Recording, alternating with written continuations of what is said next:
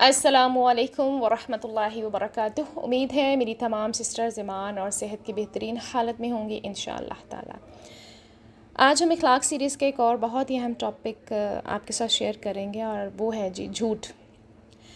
झूठ एक ऐसी बीमारी है कि अगर किसी को भी लाहक हो जाए ना तो उसके हमारे जिस्म पर इतने ज़्यादा असरात होते हैं जो नाकाबिले बयान हैं। कुछ असरात तो ज़ाहिर हो जाते हैं और कुछ दीमक की तरह हमें खा जाते हैं।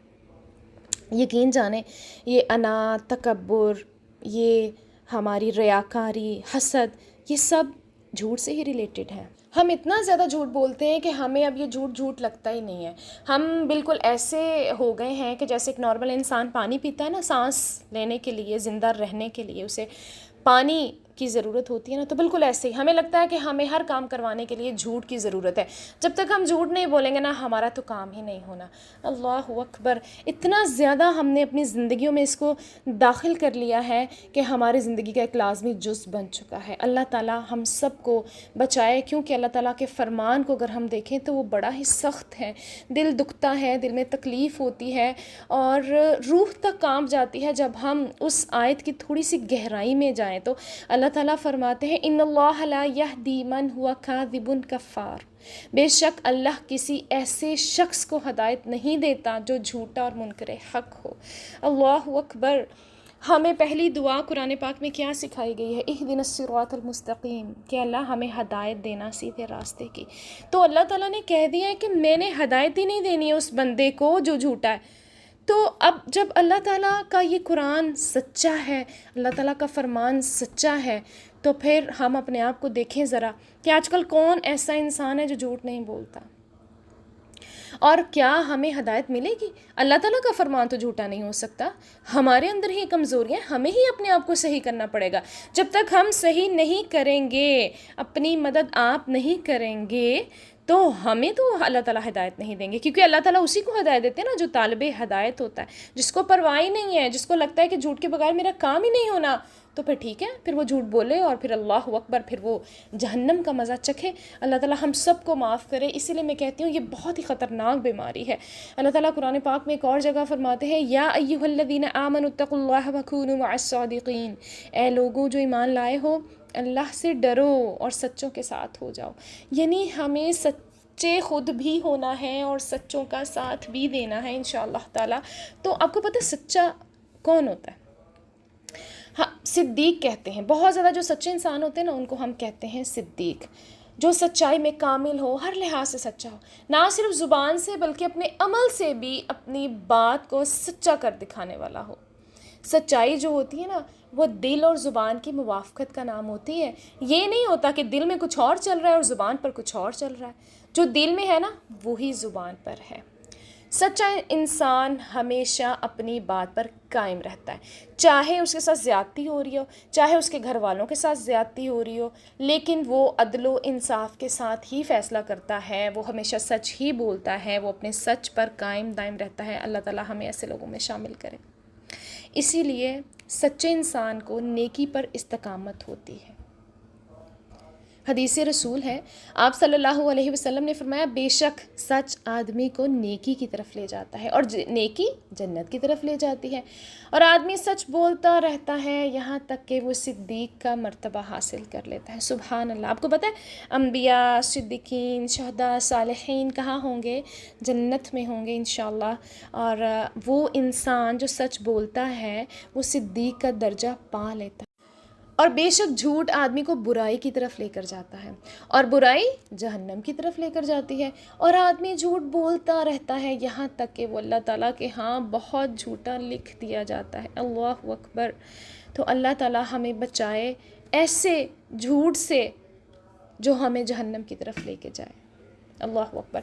एक और हदीस हम देखते हैं, आप सल्लल्लाहु अलैहि वसल्लम से पूछा कि निजात का ज़रिया क्या है? तो आप सल्लल्लाहु अलैहि वसल्लम ने फरमाया, अपनी ज़ुबान को काबू में रखो, अपने घर में रहो और अपने गुनाहों पर रो। अब ज़रा ये तीनों चीज़ें हम चेक करें, क्या हम अपनी ज़ुबानों को काबू में रखते हैं? बिल्कुल भी नहीं रखते हैं। हमें तो कोई बात करे तो करके जाए कहाँ, हमने तो जवाब देना लाजिम समझ लिया है। नहीं देंगे तो पता नहीं हमारे लिए कौन सा ऐसा महल बन रहा है ना जो ढा दिया जाएगा अगर हम उसको जवाब नहीं देंगे।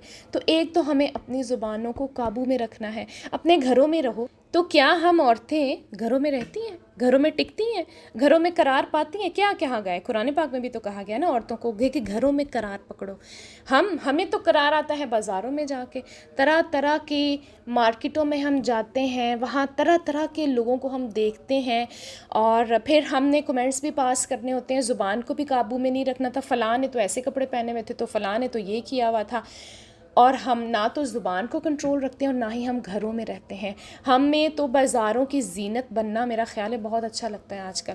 और उसके अलावा फ़ंक्शन तो हमारे घरों में ऐसे होते हैं जैसे ना तबर्रक का काम होता है। कोई हल्का सा भी, कोई बच्चा छींकना भी शुरू कर दे, किसी बच्चे ने नए दांत निकाल लिए, किसी बच्चे ने पहला कदम उठा लिया, कुछ भी हो गया, तो हम जी सबको बुला के इकट्ठा करते हैं। और इकट्ठा करके करना क्या होता है, ठीक है आप अच्छी बातें करें, अल्लाह के दीन की भी बातें करें, नहीं हमने तो सबको इकट्ठा करना है, तरह तरह के खाने बनाने हैं, फिर बाद में गिले शिकवे भी करने होते हैं कि उसने खाना अच्छा नहीं बनाया, उसने अच्छे तरीके से हमारा इस्तकबाल नहीं किया।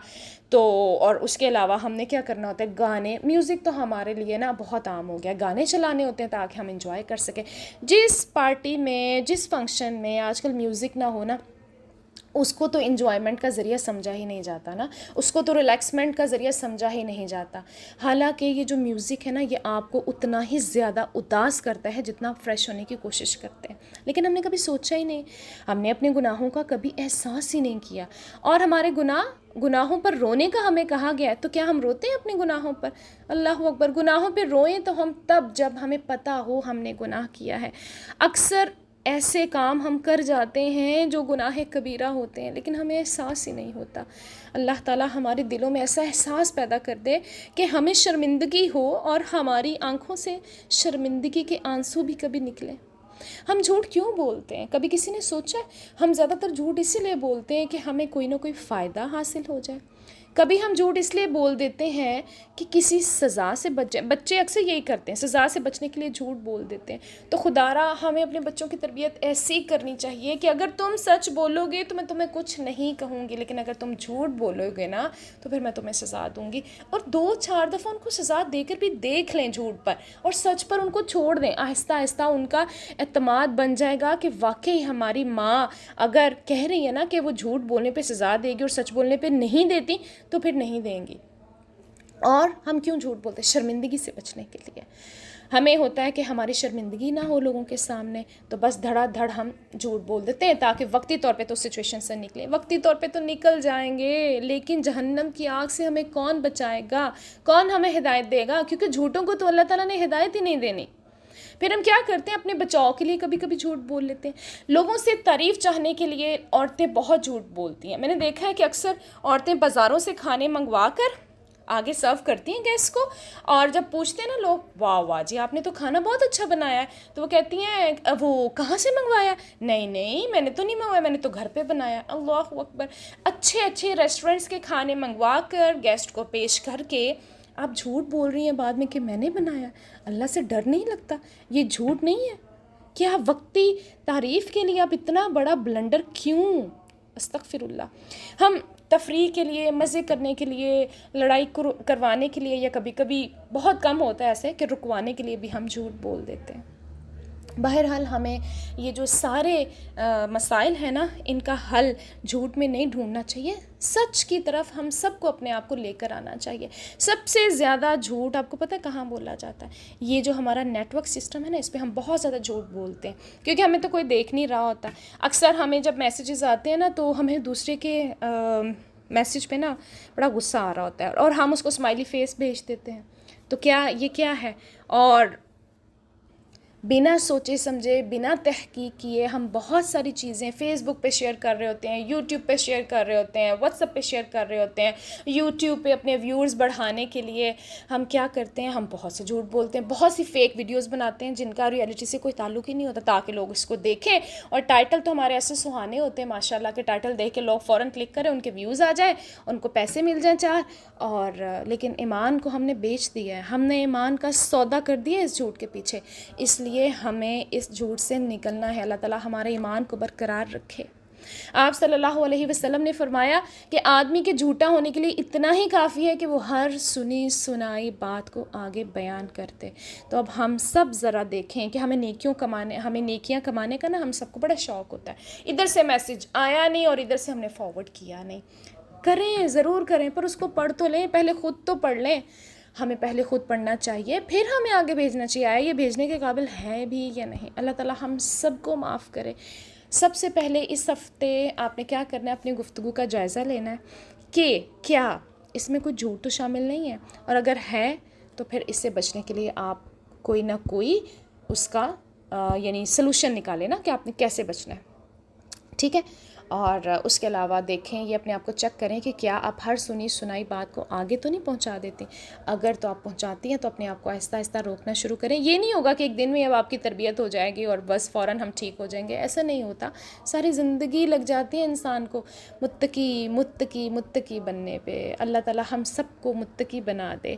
और मुत्तकी कौन होते हैं? जो बचते हैं। वो बिल्कुल परफेक्ट नहीं हो जाते हैं। अक्सर लोग ना फिर बहुत ज़्यादा डिसहार्ट भी हो जाते हैं, हम तो इतने गुनाहगार हैं, हमने तो ये कर दिया वो कर दिया।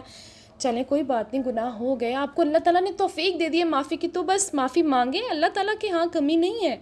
अल्लाह ताला ने हमें सज़ा देकर क्या करना है? अगर हम अल्लाह ताला का शुक्र अदा करें, जो उसने दिया है उस पर शुक्र करें, जो हमसे गलती से कोई गुनाह हो गए हैं उस पर हम माफ़ी मांग लें।